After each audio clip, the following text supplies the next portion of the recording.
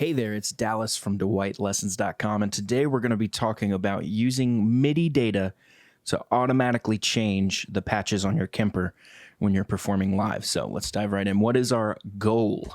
What I just said, we're going to automatically change Kemper guitar patches live without using a pedal board. So this is going to give you a ton of flexibility, and we're going to get into that right now. You're going to need to follow these couple prerequisites, though. You need to be running click tracks during your live performances so everything can all be on the same grid. You're going to need access to any DAW to set up your MIDI tracks. In the demonstration today, I'm using Pro Tools and Ableton Live. And you're going to need access to our Kemper MIDI CC reference guide. So you can download the companion PDF. The link to that's going to be in the description below. Download that and you'll have all that data right there in one spot for you. Next up, required hardware. What do you need? Well, you need the Kemper profiling amp, obviously. You're going to need some sort of laptop or computer that's running your show via the DAW of your choice. Most people use Ableton Live for their live show, but you can use really whichever one you want. You need an audio interface. Make sure it has a MIDI out connection. This is what's going to send the MIDI data to your Kemper so it knows what to do and when to do it.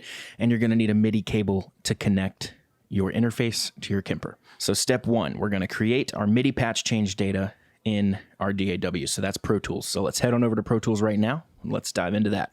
Okay, so here we are in Pro Tools. So the first thing we need to do is create a MIDI track. And we're going to name this MIDI track Kemper MIDI. The next thing we need to do is add the continuous controllers, the CCs, that we want. So I already know what I want. I want 50 to 54, which may sound random, but I'm going to show you why right over here in 1 second. So we add them here, and then Pro Tools is nice. You can just hit plus. It automatically adds them. So 50 to 54. Now, why did I choose those? Well, I've made up this Kemper MIDI CC reference chart for you guys. And again, you can download that in the description below. 50 to 54 is selecting our performance slots 1, 2, 3, 4, and 5. So performance on a Kemper is a group of 5 rigs. So 50 is going to be rig 1, 2, 3, 4, and 5 respectively. Now, we want to start the song. Let's say we're starting verse 1 right here on this verse 1 tag. We want to start that on patch 1, which on my Kemper right now, I have that set to some sort of rhythm patch, I think. And then for the chorus, let's say we want to go to the lead channel, which I have set for rig number 2. And then maybe for the end of it, let's say maybe for the last bar of the chorus, we want to go to the clean channel. Okay, so there we go. There's our Kemper MIDI data.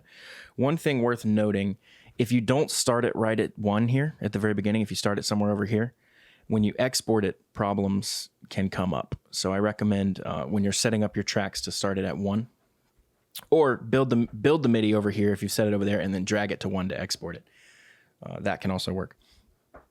Let's go ahead and take a look over at the Kemper and watch it change through patch 1, patch 2, and patch 3 as this random drum loop I've put together begins.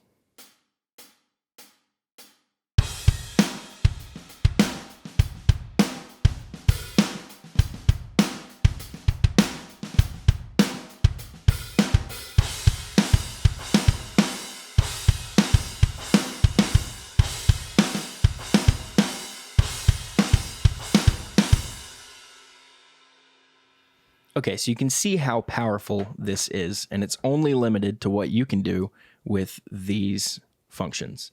You can turn on stomps, you can mess with your delay mix, reverb, you can turn up the gain, you can write in wah data, you can write in pitch pedal data like some sort of whammy pedal, you can write in volume data.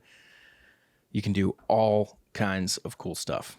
Once we have that done, we need to export this clip. Now, if you export a clip with other MIDI in it, so this would be the drums in this case, lots of problems can come up. It can just start behaving really erratically. So there's 2 things you can do. You can save a copy and name the copy Kemper data and then delete the drums.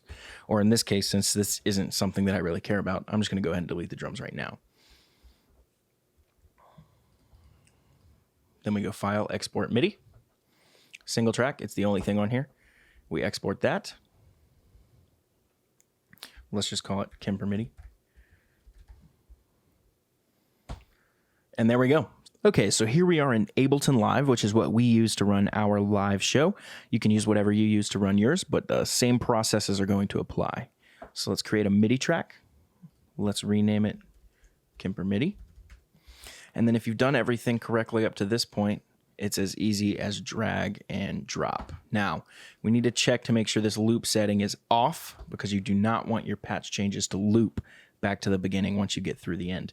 The other thing you want to make sure is that this MIDI output right here is set to your interface. Mine's the Scarlett 18920 where I am right now. So I'm going to click that. If that's not set, nothing's going to happen. So now I've added the drums in here from Pro Tools, the audio version of it. That's the drum loop we're playing to. Now let's go over here. Let's cue up this scene all together by hitting enter over here. And let's observe the Kemper change to the patches live.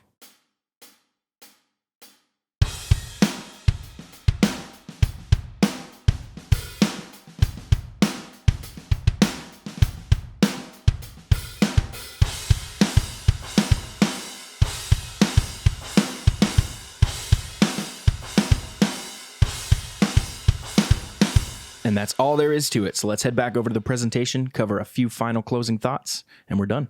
Okay, so let's review the steps we used to automatically change Kemper patches via MIDI data. So first, we created the MIDI patch change data in our DAW, which was Pro Tools in this demonstration. And then we set up our MIDI clips for live use, which was Ableton in this demonstration. And then we test everything all the way through all the time to make sure it works just the way you want it. This is really not the time to cut corners, you guys. If you do this correctly now, you should never have to touch this stuff again. If you do it wrong, you're going to look like an idiot on stage when your amp's changing to stuff you don't want, and you're going to be fighting it all night long. So, live setup. How do we set up all of this stuff to work live? We use that MIDI cable we got earlier to connect the MIDI out of our interface to the MIDI in of the Kemper. That's what's going to give you that data. Again, if you put that backwards, it's not going to work at all. Really make sure it's going out of the interface and into the Kemper. Then you just run your show as usual. If you've set it up, if you've done your homework, everything is going to work perfectly. Last, throw your pedal board in the trash. You won't need it anymore. No, for real though, you actually would probably want to keep your pedal board, especially if you're using the Kemper remote like I am. I always set it up, keep it at my feet. I don't usually have to touch it, but it's nice to know it's there. So don't forget to download the companion PDF. The link is in the description below. Visit dwightlessons.com for other guitar and production lessons, and email me at dallas@dwightlessons.com with any questions you have about your particular situation. I'll do my best to help. So thank you guys for watching. Hit the subscribe button below.